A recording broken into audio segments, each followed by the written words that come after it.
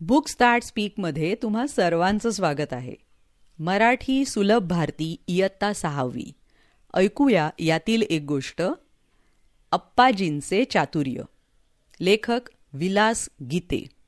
गोष्टीचं वाचन आसावरी दोशी.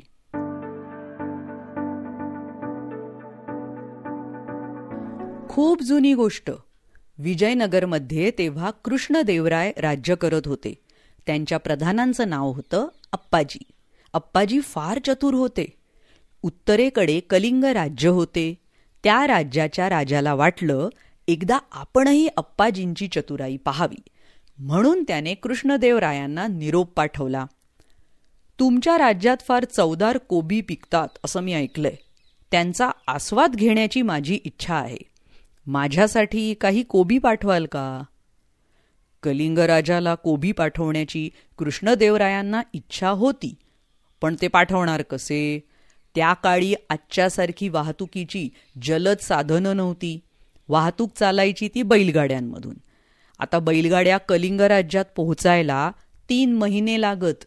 आपण चांगली ताजी कोबी पाठवली तरी ती कलिंग राज्यात जाईपर्यंत कुजून जातील असं राजाला वाटलं. आपली शंका त्यांनी अप्पाजींना सांगितली. अप्पाजी म्हणाले, त्यात काय अवघड आहे? एका बैलगाडीत गाडीवानाला बसण्यापुरती जागा सोडून बाकीच्या जागेत माती भरा. त्या मातीमध्ये कोबीचं बी पेरा. रोज कोबीच्या रोपांना पाणी देत पुढे जायला गाडीवानाला सांगा. गाडी कलिंग राज्यात पोहोचेपर्यंत कोबी तयार. राजाने अप्पाजींच्या सांगण्याप्रमाणे एका गाडीत माती भरून त्यात कोबीच्या बिया पेरून ती कलिंग राज्याकडे रवाना केली. गाडीवान प्रवासात रोज कोबीच्या रोपांना पाणी देत होता.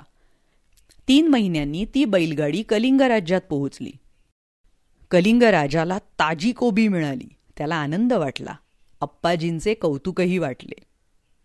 अप्पाजींची आणखी एक परीक्षा घ्यावी असे कलिंगच्या राजाला वाटले. त्याने एकसारख्या दिसणाऱ्या 3 मूर्ती मागवल्या आणि म्हणाले, या 3ही मूर्ती दिसायला सारख्या असल्या तरी यातली एक मूर्ती निकृष्ट आहे, दुसरी मध्यम दर्जाची आहे आणि तिसरी उत्कृष्ट आहे. या सारख्या दिसणाऱ्या 3 मूर्तींमधील उत्कृष्ट कोणती ते मला सांगा. त्यांच्यामधील फरक इतर कोणालाही ओळखता येईना. अप्पाजी म्हणाले, मी सांगतो फरक. त्यांनी एक लवचिक तार घेतली. ती एका मूर्तीच्या कानात घातली. तेथून ती तार मूर्तीच्या तोंडातून बाहेर पडली. अप्पाजी म्हणाले, ही निकृष्ट मूर्ती. नंतर अप्पाजींनी ती तार दुसऱ्या मूर्तीच्या कानात घातली. ती तार त्या मूर्तीच्या दुसऱ्या कानातून बाहेर पडली.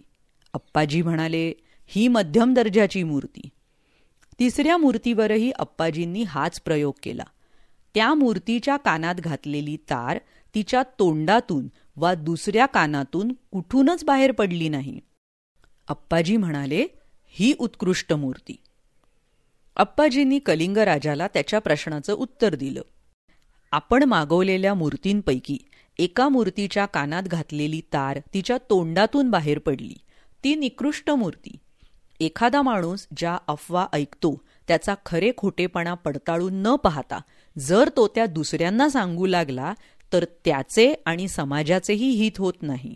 या मूर्तीचा असा अर्थ होतो. दुसऱ्या मूर्तीच्या एका कानातून घातलेली तार त्या मूर्तीच्या दुसऱ्या कानातून बाहेर पडली. ही मध्यम प्रतीची मूर्ती. एखाद्या माणसाने अफवा ऐकली आणि ती दुसऱ्या कानाने सोडून दिली तर त्यात समाजाचे हितही होत नाही आणि नुकसानही होत नाही. हा दुसऱ्या मूर्तीचा अर्थ. तिसऱ्या मूर्तीच्या कानात घातलेली तार तेथेच अडून राहिली. ही तिसरी उत्कृष्ट मूर्ती. अफवा ऐकल्यावर जो माणूस दुसऱ्या कानाने ती सोडून देत नाही किंवा लगेच ती दुसऱ्याला सांगत नाही तर तिच्या खरे खोटेपणाची खात्री करून घेतो आणि आपण काय ऐकले ते पुराव्याशिवाय सांगत नाही, तो माणूस उत्तम. हा तिसऱ्या मूर्तीचा अर्थ होय. कलिंगच्या राजाला अप्पाजींचे उत्तर मिळाले. अप्पाजींनी 3ही मूर्तींचा दर्जा ओळखल्याने राजा संतुष्ट झाला. त्याने अप्पाजींचे व कृष्णदेवरायांचे अभिनंदन केले. या आणि अशा अनेक गोष्टी ऐकण्यासाठी बुक्स दॅट स्पीक या चॅनलला नक्की भेट द्या. यूट्यूबवर, वेगवेगळ्या पॉडकास्टिंग चॅनल्सवर. इंस्टाग्राम ID आहे बुक्स दॅट स्पीक. भेटूया लवकरच पुढल्या प्रस्तुतीत. Bye bye. धन्यवाद.